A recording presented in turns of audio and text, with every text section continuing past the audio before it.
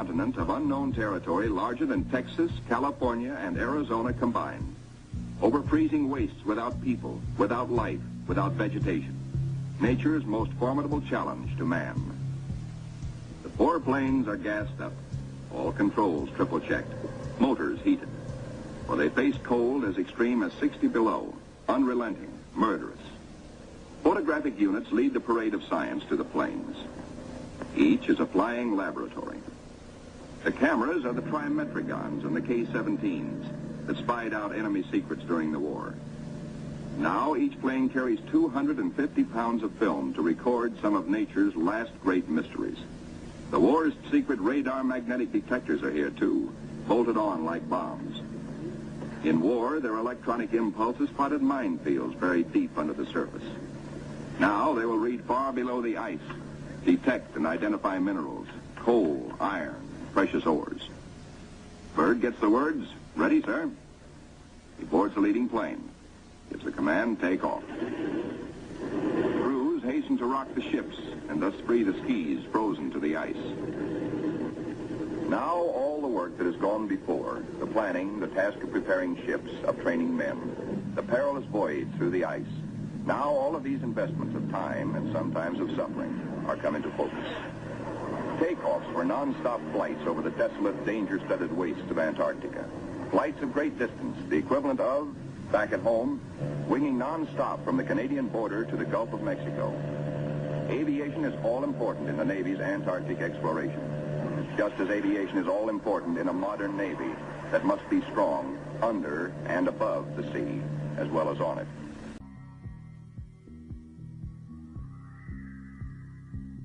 Shelf ice, Byrd leads his 4 planes in the long climb over pressure ridge areas, heading for the polar plateau, 10,000 feet up. Below are no landing fields, only deep crevasses. Pressure ridges 100 feet high. Instant destruction for a plane forced down. Byrd pioneered the first South Pole flight in 1929. He applies again the practice of constant vigilance, careful calculations that assured his earlier successes. Over this cruel country, Byrd flies today at 3 miles a minute. In earlier explorations, 3 miles in one day was frequently the utmost for Shackleton and Scott for Britain, Amundsen for Norway, and Byrd himself for America. The Beardmore Glacier, 200 miles long, 50 wide, 1,000 feet deep, who knows. Byrd checks position by the sun compass. The glacier signals the South Pole itself. Here, Byrd drops the flags of the United Nations, carefully boxed, a symbol of America's goodwill to all nations. Now beyond the pole, Byrd focuses his cameras and magnetic detectors on land new to him and to all mankind.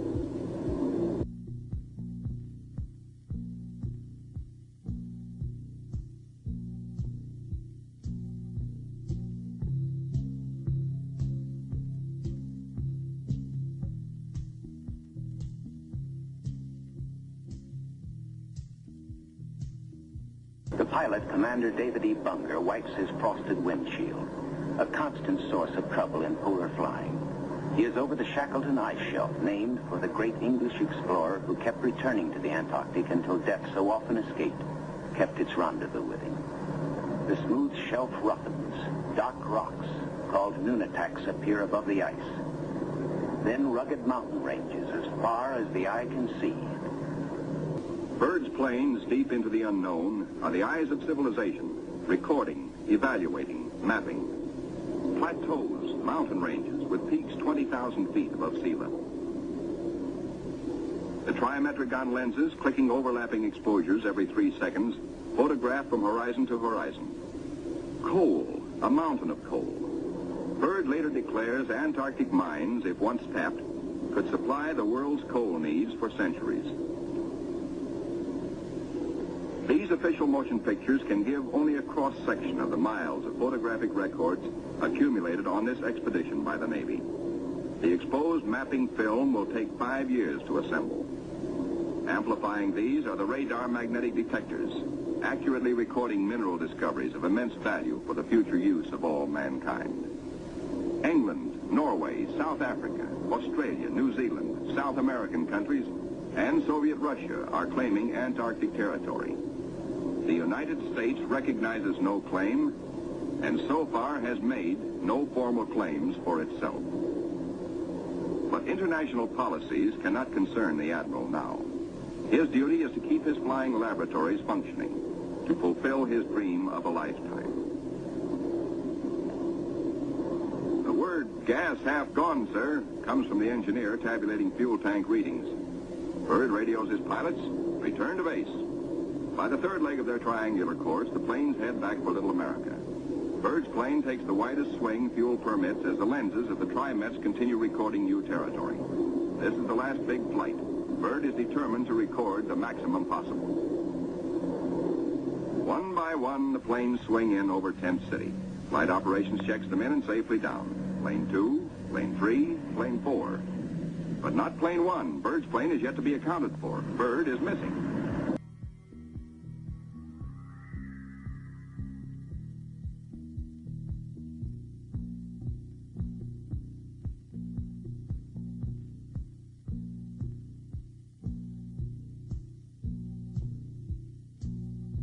The smooth shelf roughens. Dark rocks, called nunataks, appear above the ice. Then rugged mountain ranges as far as the eye can see. Bunger leans forward in amazement. His eyes have caught a sudden and unbelievable change in scenery. The universal white has turned to chocolate brown, dotted with blue. A cameraman goes into action. 300 square miles of land without snow. Land that might be in New Mexico or Arizona. Pictures alone will prove Bunger has discovered a warm oasis in the shadow of the pole. It is for such supreme moments as this that men brave the hardships of exploration. The astounding, undreamed-of fact is that they are over a chain of warm water lakes whose shores, except for small patches, are free of ice and snow. Commander Bunger circles the largest lake in sight, 5 miles long. He comes in to make a landing. Water temperatures must be recorded. Samples taken. He finds the water fresh. The temperature 38 degrees.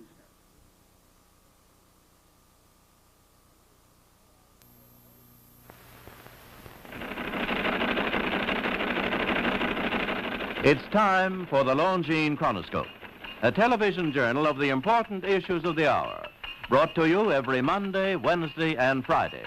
A presentation of the Longines Whitnor Watch Company, maker of Longines, the world's most honored watch, and Whitnor, distinguished companion to the world-honored Longines. Good evening, this is Frank Knight. May I introduce our co-editors for this edition of the Longines Chronoscope? Larry Lasser, CBS News correspondent, and Kenneth Crawford, National Affairs Editor of Newsweek magazine. Our very distinguished guest for this evening is Admiral Richard E. Byrd. The North Pole used to be a no-man's land, but these are the days when, by buying a ticket on a commercial airliner, you can fly across the North Pole and drink a cocktail at the same time. Yet only 60 or more years ago, about 35 years ago, our guest tonight found out whether there was any land north of the North American continent. He made that first discovery.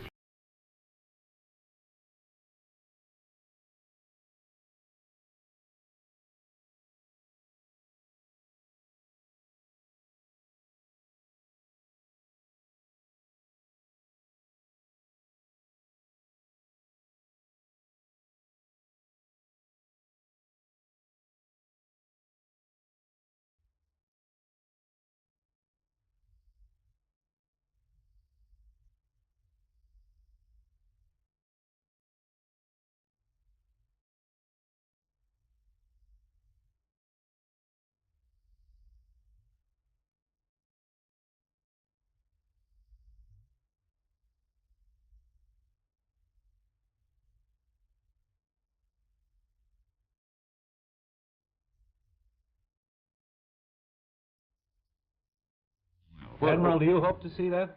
I do. Well, Admiral, Yeah. would you say that since you've been to both the extremities of Earth, are these expeditions to such far-off places, are they getting easier because of modern techniques, or is danger still close at hand? Well, it's a little risky, but nothing like it used to be with the old slow planes and the small cruising radius where we had to put down bases. We replaced the dog teams, And of course that was a big improvement. But now the planes go much faster and they are safer and they have a much bigger cruising radius. You haven't got the danger of a terribly heavy load. Admiral, an expedition to which I believe you're the advisor is now en route. What is that expedition doing? Well, that's the icebreaker Atka, and it's a reconnaissance expedition. It's going down to the South Pole area to make certain observations and to look for some bases. They will be back in April, and they will report back, and upon the information we get from that undertaking, we will base the bigger expedition that's to follow. Is that very definitely planned, or is that... That is being planned right now. So I'm willing to say to you that there will be a number of expeditions that will follow, I think, year after year, at the bottom of the world, because the government has really become interested. Well, Admiral Byrd, I can understand, I think everybody can, the interest in the North Pole because it's so near our greatest challenger, Soviet Russia. But why this interest in the bottom of the world? Nobody living down there, is there? No, it's pretty cold. There's only one permanent resident, that's the emperor penguin. The little ones live further north. I tell you one reason they're interested. It's by far the most valuable, important place left in the world for science. That's why the scientific groups all over the nation are really interested. But more important than that, it has to do with the future of the nation, those to come after us, or even during your lifetime. Because it happens to be an untouched reservoir of natural resources. And, you know, as the world shrinks with an ever-increasing acceleration, far-flung places, once useless, like we thought the North Pole was, and no man's land, become very useful. The bottom of the world will be important, not only to us, but to our allies. I was going to ask you, does it have military importance? It has some, and as the world shrinks, it will continue to shrink with an ever-increasing acceleration, thus bringing these places closer. And in the future, I can see a time when it will be very, very important strategically. Well, has the development of air power increased the strategic importance of places like the very much Parma so. Peninsula, we'll say? Very much so. Even now, if anything happened and we lost the Panama Canal, we would have to control the islands just north of Antarctica, which are part of Antarctica, then between there and Cape Horn. I've heard it said that there are 7 continents in the world, and one of them has never been seen by a woman, and that's Antarctica. Is that actually true? Well, if the Parma Peninsula is an island, as far as I know, that's true. No woman's ever stepped foot upon the Antarctic continent, and it's the most peaceful place in the world. Well, I'm sure that won't last very long. I understand now that you're working with the Arnold Bread Company in charge of frozen foods. Now, is there any future for frozen foods down these frozen extremities? Well, I think the human race can be helped by that. This was thought out by Dean Arnold, who's, in my opinion, a great humanitarian. He learned that we went down there after 4 or 5 years and finished a meal that we had left there on the table when we had evacuated Little America. Everything was perfect, including the bread. So he got the idea of this frozen bread, and already he sent some to Europe, and it worked very well over there for some of the starving people. So you can store it down to the Antarctic, and against the lean years, and you wouldn't have any people in the world really starving if you did that. Yes, in the event of an atomic war... You'd stay there forever. Admiral, you speak of the resources of Antarctica. What are they? What are the natural resources there? Well, we've found enough of coal within 180 miles of the South Pole in a great ridge of mountains. It's not covered with snow, enough to supply the whole world for quite a while. Well, that's the coal. Now, there's evidence of many other minerals. We are pretty sure there's oil. Now, that coal shows the bottom of the world. Now, by far the coldest spot in the world. Where that coal is gets 100 below zero in the winter. Well, was once tropical.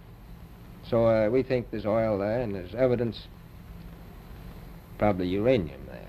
is it any secret? Is there uranium there? That would be the only thing that would be practical to actually go after, I suppose. Everything else would be economically unfeasible, wouldn't it? Well, as we recklessly expend our resources, the time will come when we'll have to go after that stuff down there. Well, you know, I avoided what you said about uranium. I'm not sure about that. I don't want to have the world fighting over the Antarctic. Admiral, is there a competition among other nations to try to get information about Antarctica and possibly to secure some of these resources? Well, yes. There are now 7 nations very much interested. Russia is interested tremendously.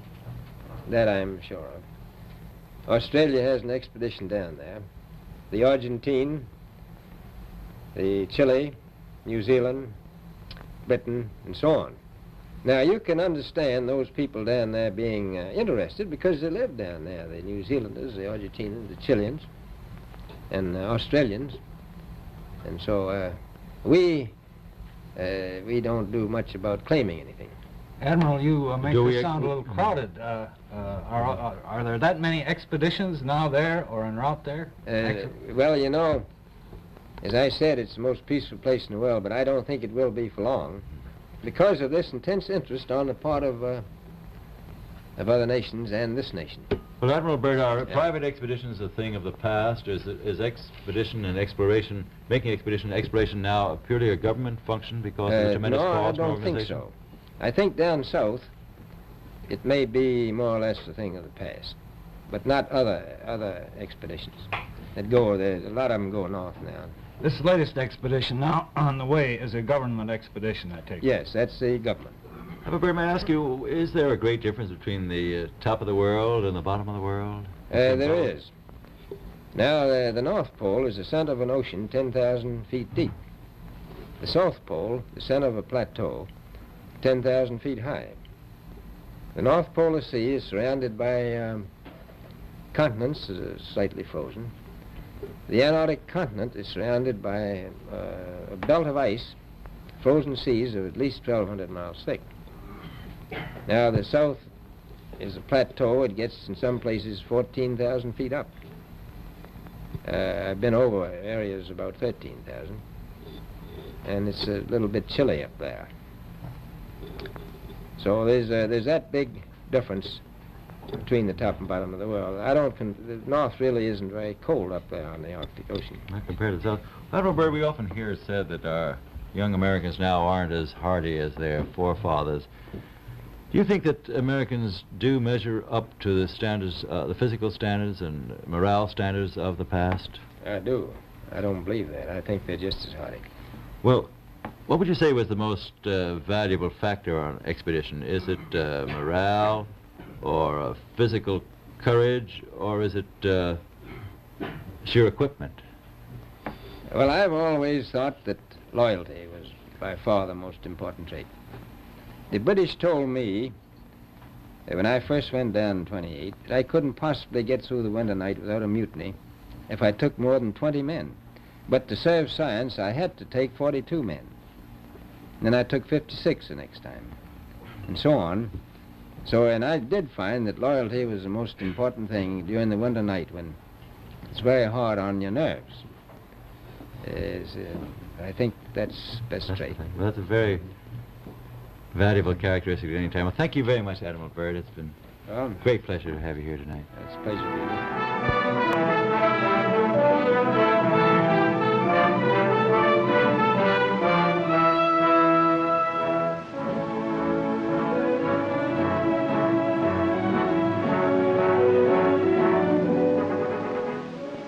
This is Antarctica, nearly 6 million square miles of ice-covered wasteland, larger than the United States and Europe combined. Less than 1/3 of this great continent has been explored. Previous expeditions have discovered indications of coal, iron, and other minerals in this last frontier. Its mean elevation is 6,000 feet, but some of its mountain peaks rise above 15,000 feet. It is the highest and coldest continent in the world. In Antarctica, scientists hope to find the answers to many questions which will unlock secrets of the universe. The International Geophysical Year is a combined effort of scientists of more than 60 nations to gain knowledge of the Earth and related phenomena by worldwide simultaneous observation. One of the most extensive of all International Geophysical Year investigations is taking place in the Antarctic regions, with 11 nations participating.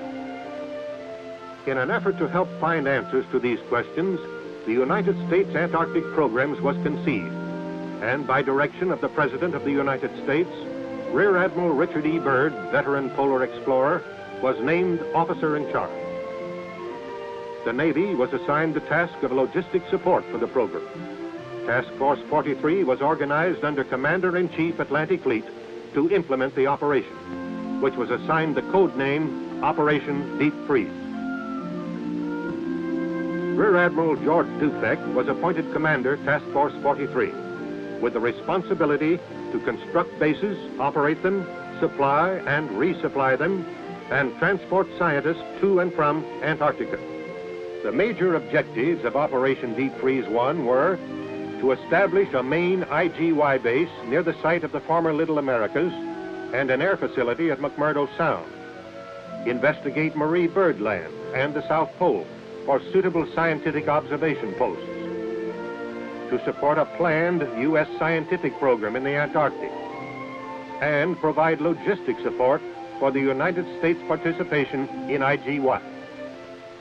The USS Arneb, aka 56, Admiral Dufek's flagship, was one of 9 ships constituting Task Force 43's ship group. The others were USS Wyandotte, aka 92, USNS Greenville Victory, USS Neskelen, AOG 55, and the icebreakers USS Edisto, AGB 2, USS Glacier, AGB 4, and the East Wind, a Coast Guard icebreaker. And finally, 2 yard oilers, the YOG 70 and 34, were each loaded with 270,000 gallons of aviation fuel to be used as Antarctic filling stations for the air unit.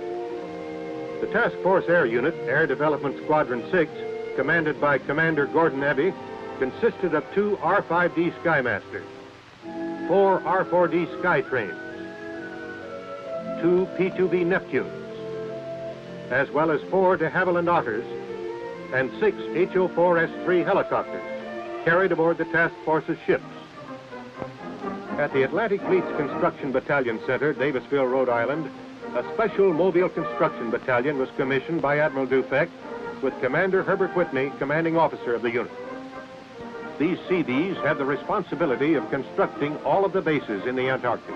They were trained in cold weather construction. But the Antarctic, notorious for its unpredictability, will pose many problems for them.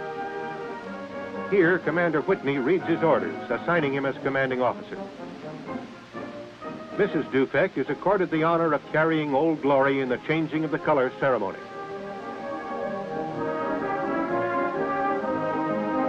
Miss Julia Hawks, selected by the crew as co-sponsor, representing the women who must remain behind, carried the battalion flag.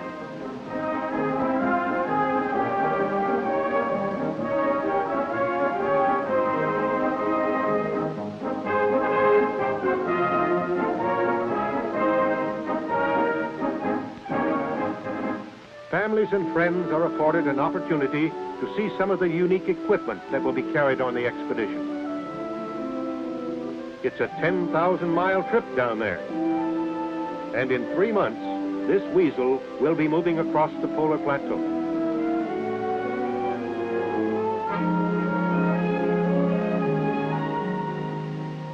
Junior checks it out, while Mom inspects this tent.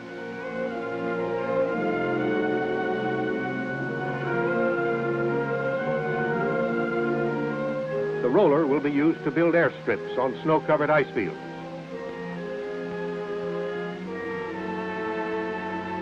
A winterized portable building.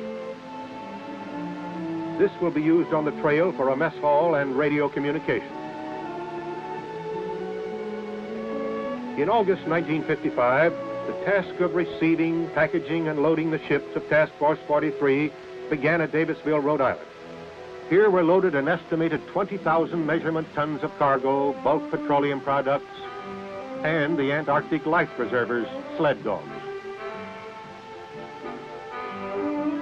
The first departure at Davisville in early September was marked by the excitement and sadness of farewell.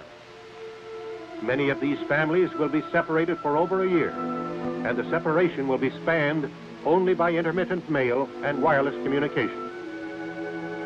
From September until mid-November, this scene was repeated as task force ships departed from various east and west coast ports. On November 14th at Norfolk, Admiral Byrd spoke at departure ceremonies for the Arneb, Admiral Dufek's flagship. En route to polar waters, the icebreaker Glacier passed through the Panama Canal, where she took aboard a load of bamboo. Later, at sea, the bamboo was cut into strips. It will be used as trail and supply dump markers in the deep snow. Other preparations for the expedition were carried on at sea. Here, sleds are being rigged. In equatorial waters, the routine was interrupted by the traditional ceremonies conducted by King Neptune and his court.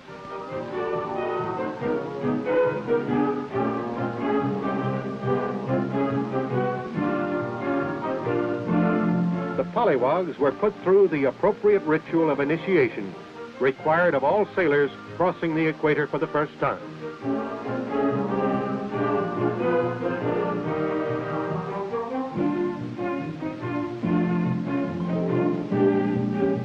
Among the Operation Deep Freeze personnel were several foreign officers.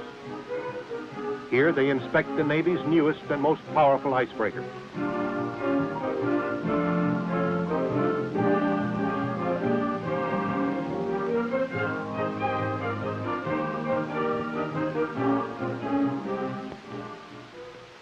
In warm tropical waters, religious services were conducted on the open deck.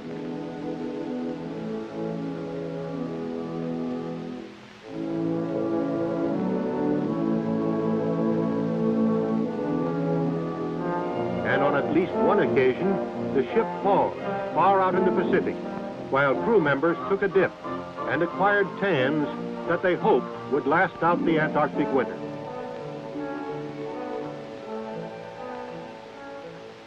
The crew of the little YOGs were deprived of many of the comforts and conveniences offered by the bigger ships.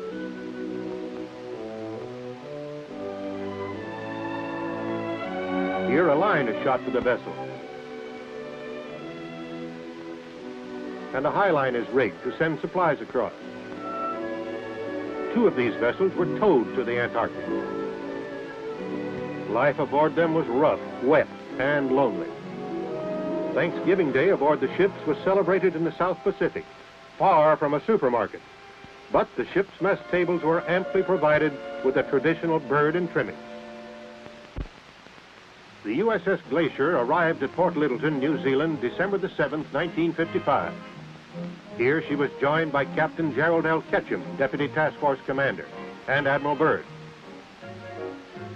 On December 10th, the Glacier began the final leg of its journey to Antarctica, as hundreds of New Zealanders gathered at the pier to bid the ship and its crew a bon voyage.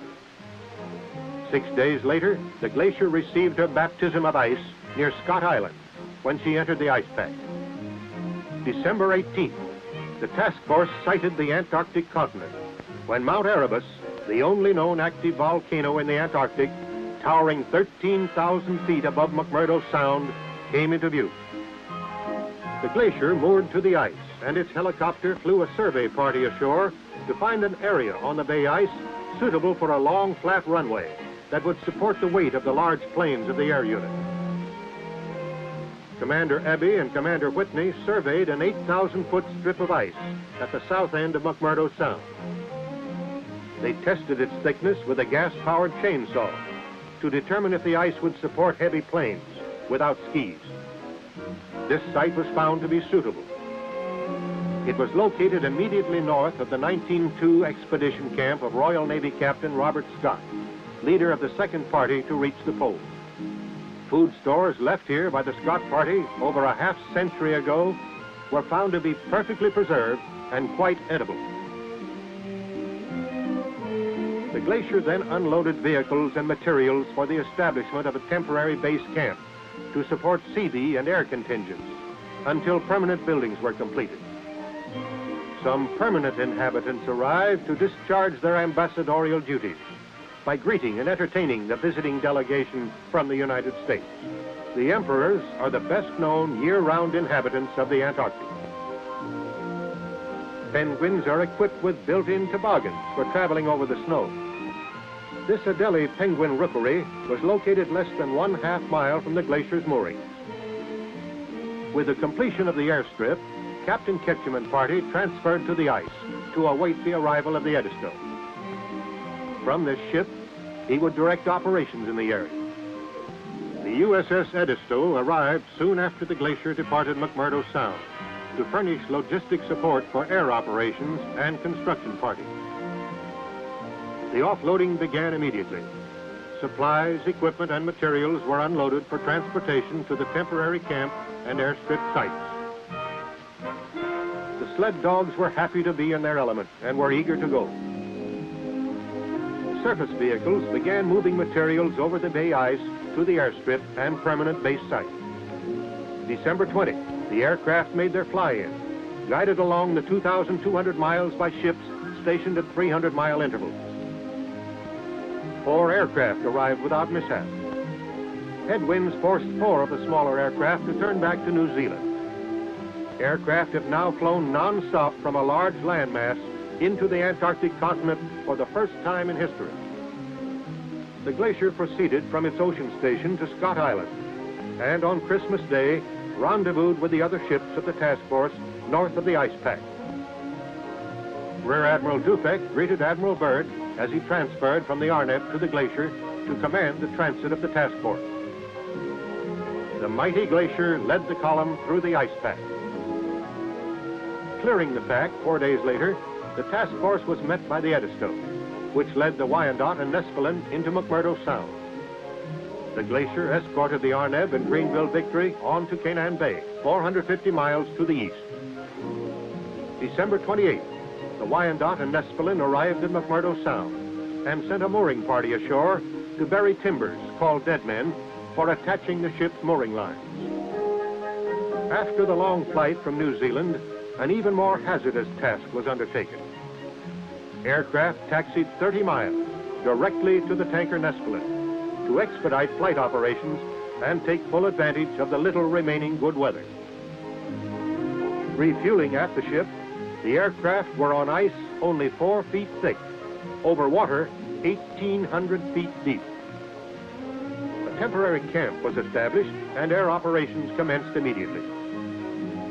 An R-5D using wheels rather than skis makes a jet assist takeoff, beginning a long-range exploratory mission. In less than 1 month, pilots of VX-6 mapped and photographed over 1 million square miles of territory, never before seen by human eyes. Later, Admiral Byrd, Dr. Paul Seipel, and other Antarctic old-timers paid a visit to the site of Little America 1 and 2. They located this radio tower, built during Byrd's 1929 expedition. When first erected, it stood 75 feet above the surface of the snow. On January 4th, 1956, Little America was officially commissioned by Admiral Byrd and Admiral Dufek. The glacier, after carving out a mooring in Canaan Bay for the cargo ships, was ordered by Admiral Dufek to McMurdo Sound to assist Captain Ketchum. For 10 days, the Edisto and the Coast Guard East Wind attempted to cut a channel through the ice of McMurdo to within a reasonable distance of the base site at Hut Point. During this time, only 14 miles had been gained. The glacier went to work on the ice. It takes immense power and tons of weight to accomplish the feat of crushing acres of ice, ranging from 10 to 12 feet thick. These scenes, taken from the ice, show you the power of the glacier.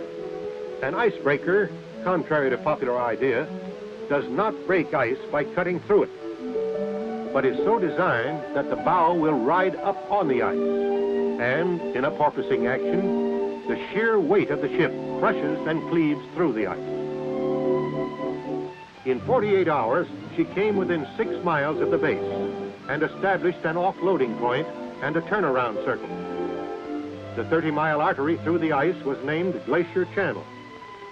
Since bay ice did not move out into the open sea as anticipated, it was too risky to bring the cargo ships into the channel.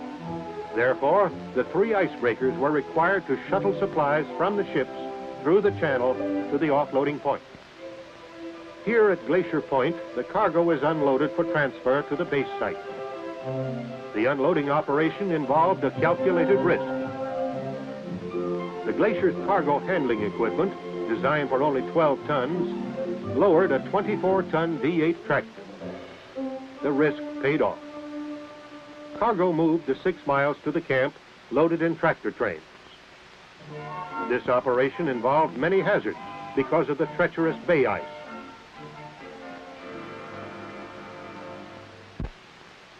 Finally, on January 14th, the first load of building materials and supplies arrived at the base site, and one of the major objectives of Operation Deep Freeze had been accomplished. The indispensable Glacier served not only as a cargo transport, but also as an aircraft tender. By January 18th, above freezing temperatures had caused ice runways to melt and crack. The aircraft, after receiving their final refueling and maintenance from the Glacier, took off for New Zealand. 450 miles east, near Little America, supplies were shuttled to a temporary cache on bay ice, approximately halfway to the base. The warm weather caused melting and weakening of the ice, until finally the temporary cache was in danger. Admiral Dufek ordered everything transported to the firmer shelf ice on the double.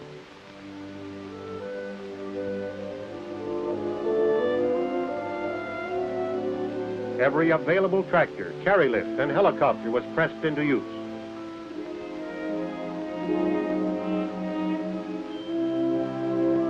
Within 48 hours, all of the cargo had been moved to Little America 5. Only a short time before the bay ice broke up and floated out to sea. In the construction of bases, the Seabees lived up to their can-do reputation. With the building area leveled, foundations were laid for the special type buildings which would be the living, operating, and recreational facilities for a long, long winter night. Floors were laid and walls erected. They look thin, but special insulation and expert construction make them snow-tight. Roofs must be especially strong to support the heavy accumulation of snow throughout the 3 years' occupancy. Tractors cleared the area between the buildings of snow and ice so a tunnel system could be built. An elaborate tunnel system was built to connect all of the buildings and serve as storage spaces. Both here and at McMurdo Sound, 250,000-gallon fuel tanks were constructed to serve as storage for aviation fuel to be used in Operation Deep Freeze 2. When completed, these tanks were filled from the USS Neskelen, moored about 4 miles away. The problem of transporting fuel 4 miles was met by using several collapsible fuel hose storage tanks provided by the Marine Corps. This tank, when unrolled and filled, holds 10,000 gallons. Gasoline was pumped to these tanks, and by increasing the pressure at booster stations with auxiliary pumps, was finally brought to the huge fuel tank at Hut Point through portable pipeline. This experimental crevasse detector, designed to give a signal when a crevasse was approached, proved not completely reliable when used by trail parties. The loss of an otter-supporting aircraft and the failure of the crevasse detector delayed the Marie Birdland trail expedition. With winter weather setting in, the project was postponed until Deep Freeze 2. To climax the activities of Operation Deep Freeze 1, the Glacier, with Admiral Dufek aboard, made a notable cruise around the Antarctic continent.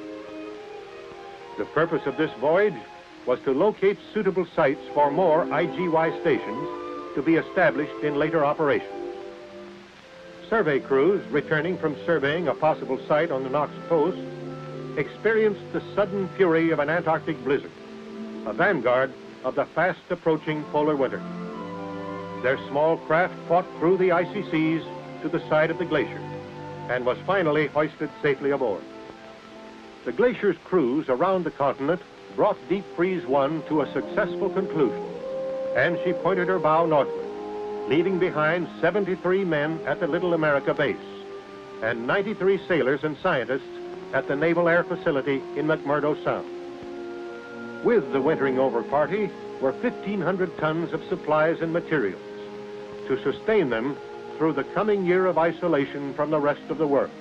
Some of these materials will go into the construction of bases at the South Pole and Marie Byrd Land before ships return to the Antarctic. At the base of Observatory Hill, men prepared for the bitter cold and the violent winds of the long winter night. And at sea, the Glacier plunged northward into warmer, ice-free waters. Her destination, the United States, where she would be fitted out for Operation Deep Freeze 2.